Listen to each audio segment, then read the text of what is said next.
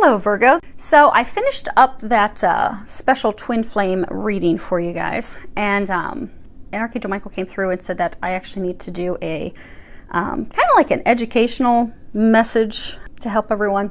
So this will be the first one that I've done of this. I know I've mentioned doing it before, but this is the first one where it's not a reading, it's just truly to impart some information to help you with your journey, because twin flames really are at a pivotal point right now. And if you're not a twin flame, which majority of people are not, because twin flames, they really are indeed rare. There's only 288,000 in the world. There's not many of them. But for twin flames that are out there, this is a pivotal time.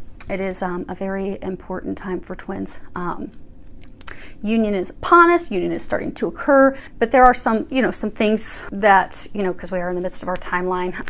Twin flames are, so there is a timeline. Most of us will actually be in union. The schedule is to have everybody, or, there's going to be some outliers, but in order for that to occur, there's a bunch of healing that has to happen. But for others, everybody has a different timeline. It's not going to happen at the same time for everybody. And that's because we all have different things that we're learning, different things that we're developing, growing, healing, releasing. But one of the things that's a block, in that video I mentioned that things are not what they seem in your union, and that many twin flame unions will have a third party involved in their union. But it's not what you think, more times than not. It's not what you think.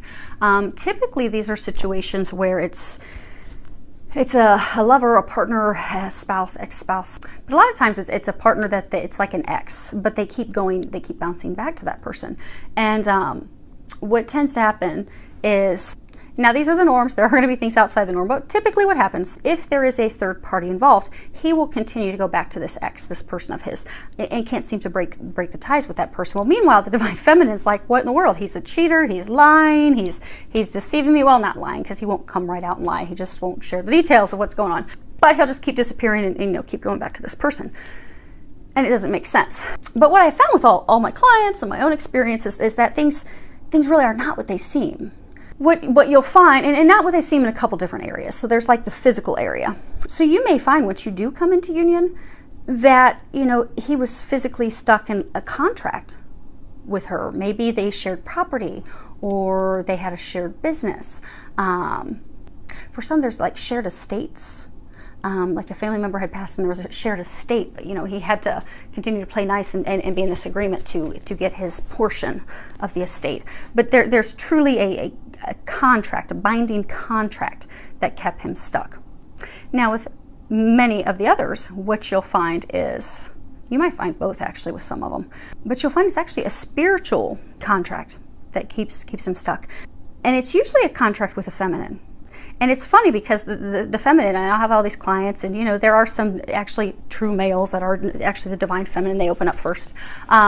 But they get so frustrated, why do they keep going back to that person? And why won't they break themselves free? And why don't they see what this is? And they really get mad at their twin, and they get mad at that person. Because they're like, oh my gosh, this person's really wrecking their life. They're keeping this from moving forward. They're keeping us all stuck. Because what you'll find with twins is when you have things stuck in the union, other areas of your life get stuck too. Now, bear in mind, divine timing is at play. So they will often have you hanging, suspended, stuck in a moment while they're taking care of other things for you, for them, for the other parties involved, because there's a lot of factors. But you'll be stuck and you'll be like, why is this person impacting our union? What in the world is going on?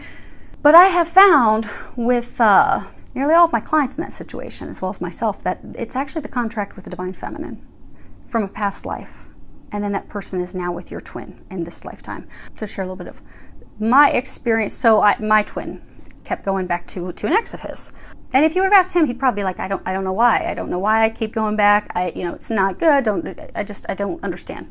I don't know why, but I feel obligated, or I feel stuck. He probably kind of felt a sense of like being controlled, like pulled back to that, and not understanding why. So I had a past life regression 4.5 years ago, and this woman had done this past life regression, and it was a life of mine, and I had this husband, and our child had drowned at a very early age, about 5 years old, and then this husband of mine was like leaning over my face as I was passing away, also very young myself, saying that he was never going to let me go. I'm never letting you go. So the woman that had done my regression was asking me a bunch of questions, and I wasn't giving her answers, and so she said to me, whatever it is with this lifetime, is going to have to be healed and released, and you are going to figure it out, and you are going to heal and release it. But that is why you are stuck in every area of your life, because of what happened in that lifetime. So you need to figure it out in order to move forward. And so here I am like, no, that's why I paid you to help me figure it out. But there was no information coming from me on that. She said, nope, it's all on you. You've got to figure it out. So fast forward, probably about a year and a half ago. Oh my gosh, probably almost 2 years now. I was doing dishes, and typically Jesus will come in and tell me I have to cancel a soul contract with someone when I'm doing dishes. So I was told that I had to cancel a soul contract with someone. And so I said, okay. And I sat down, and in comes this husband of mine from that lifetime. And as I'm staring at him, getting ready to cancel a soul contract, his face morphed into the face of my twin's ex. I went to proceed forward because when you do soul contract cancellations, you ask that person if they would like to cancel the contract with you. If they say no, you just let them know you're going to proceed and move forward, and it will still be effective. So I asked her if he wanted to cancel a soul contract with me, and she said no. She was very angry, furious. And I said, well, okay, I respect that, but I'm going to cancel it. And so did that. So I thought it was effective, but it wasn't. It did what it was supposed to at that time, but it was not completely over yet. So I was told, again, doing dishes, it's always like I'm always zoning out. It must be because I zone out and I stare out the glass doors and they catch me. But again, Jesus popped in and he said, it's time, child. And I'm like, it's time for what? It's time to end a soul contract. And I'm like, oh, okay. And so I sit down, and I had never seen this past life of mine in its entirety. Because what happens is people are always like, oh, I want to learn about my past lives, and I want to do past life regressions. They will not allow you to see your past lives unless there's something you have not learned from that, or something you need to heal from that. Because if you've learned everything from that life and you've released it, there's no need to go back and relive it and see it. But they will bring those lifetime experiences to you if you have not healed them at the moment that it is time for you to heal and release it in order to move forward. So I sit down, and they finally show me this past life in its entirety. And this husband of mine was very physically abusive, verbally, sexually abusive, not just with me, but also with our young child. And he had let our child drown on purpose. And he was glad that our child drowned. Well, our child is my twin flame. But he was very cruel. And within a year and a half or so of our child drowning, I passed on as well from a broken heart. And that's why he was very angry when he was leaning over me when I was, crossing over to the other side. So fast forward, that husband of my lifetime, our child, which is my twin, that he let drown, is now his ex in this lifetime. And it's not her. It's this dark thing. So they finish showing me this lifetime, and then they bring my twin in, and I can always tell there's going to be something dark when I've got Jesus on one side and Archangel Michael on the other, because at that point I had started doing depossessions. And so I was asking them, after it was all done, why did you guys let me think that this was effective when we did this, a year and a half earlier? And they're like, well, because you were not yet ready to handle something this dark. But now you're ready. And I saw why, because they brought in my twin, and then they brought her in, which was the husband. And same thing, I got to see this husband of that lifetime morphed into her and all of her features, but then I got to see this demonic reptilian thing that was possessing her, that was controlling him, controlling me, that past lifetime and this lifetime. So I had to do a depossession because it wasn't her. I mean, typically if someone has a lot of anger and things, it's because there's something possessing them, something inside of them that's doing that, because we are made in the likeness of God. We are of love. So if it's not of love, there's something else causing that for that person. And once the depossession was done, I went over to help her up. She didn't know who I was. She didn't know who he was. Let her know that we love you. We're old friends. We're here to help. Asked her if she would be willing to cancel the soul contract with us. She was very amicable. She's like, well, yeah, let's do that. And so we finally canceled the soul contract. And at that point, Jesus said, it's finally over. It's finally done. Finally finished. And I don't know from his end what they did, because I didn't share that with him. Now, for all I know, on his end, he probably realized around November, December when that happened, that he was finally able to start disentangling himself from her. Whereas in all these years in the past, he couldn't do it and couldn't even explain. If you would ask him, he probably could not even explain why. I just feel stuck. I don't know why I can't free myself from this. But at that point, he probably had the relief to be able to finally start freeing himself. Because the interesting thing is, it sounds woo-woo and spiritual out there, but when there is a depossession that has to happen, it really does physically impact the person's life and those around them. My first depossession was actually with a close family member of mine.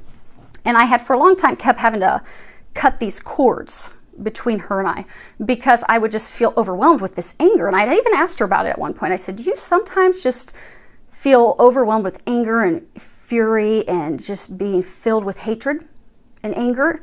And she's like, yeah, I do. And I don't know why. And I don't know what to do about it. And I'm like, okay, well, I just had to continue to cut the cords. And one day I was told I had to sit down and do a soul contract cancellation. So I sat down, at Jesus on one side, Archangel Michael on the other.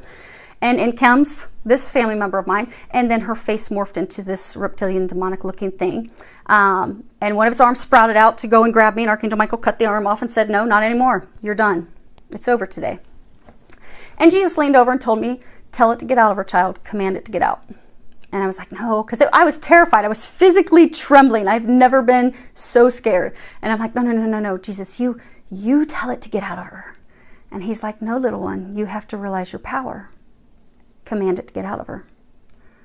And I'm like, no. Archangel Michael, can you tell it to get out of her? And he's like, no, little one, it's your time. You have to do this. I'm like, okay.